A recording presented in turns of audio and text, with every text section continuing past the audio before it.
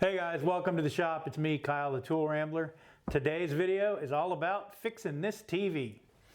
A few months ago, we had lightning strike right outside of our bedroom. This TV happened to be hanging on the wall in that bedroom. After the lightning strike, we turned it on, and even though it had the Fire TV stick was plugged in, it kept saying check signal cable. It wasn't getting the signal. So we tried a few other inputs, nothing worked. Went and tried the Fire TV on a different television. It worked fine. So we knew it was something to do with this TV.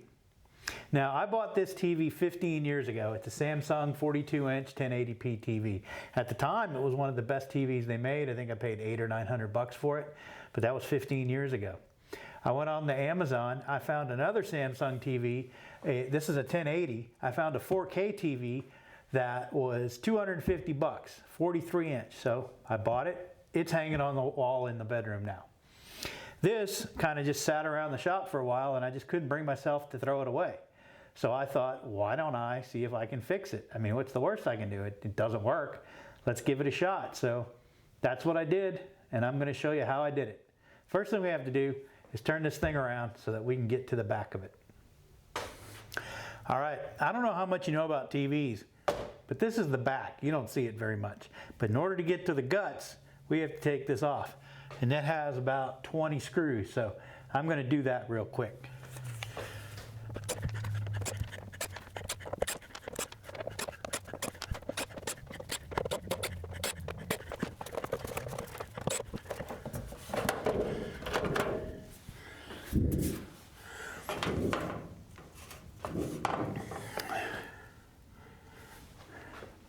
And there it is.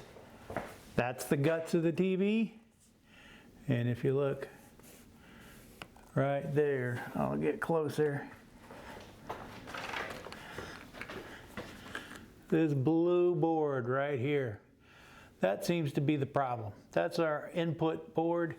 These are HDMI cables. This is where everything plugs in. Here's your VGA cables, coax, all that kind of stuff. So this seems to be the problem because everything else seems to work. So what we need to do is find another one of these. And how do we do that? Well, I went ahead and looked up these numbers right here on the board. There's a few, and I did some Google searching, and I found out that this board from Samsung runs anywhere from $300 to $600. Now remember, I paid $250 for a TV that's twice as good as this one. So I put it aside. I didn't think it would be worth fixing. I wasn't going to pay $300 to $600 for a TV that wasn't as good as a $250 one that I just bought.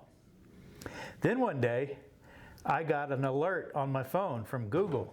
Apparently, Google's been watching me and they knew I was looking for this board. They told me that an eBay seller had it for sale for 50 bucks.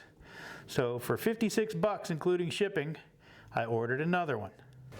Full disclosure, this is the other one. This is the one that I took out. But if you'll notice, they are the same. Pretty simple.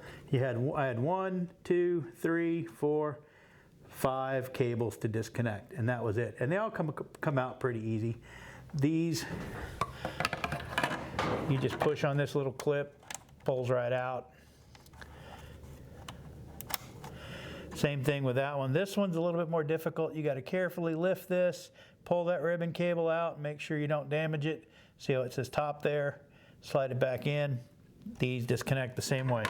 But if you'll notice, this one's in pretty good shape. This one looks like it's seen better days. I can't really see where it's fried, but who knows? One of these mini chipsets, diodes, something or other, isn't working right. I'm going to guess it's that one, but who knows? So it's all replaced. Now we're going to put the back on and give it a shot.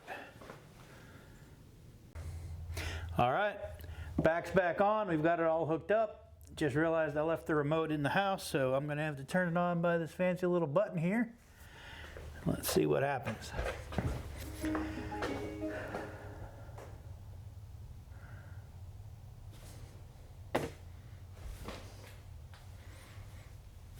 It works.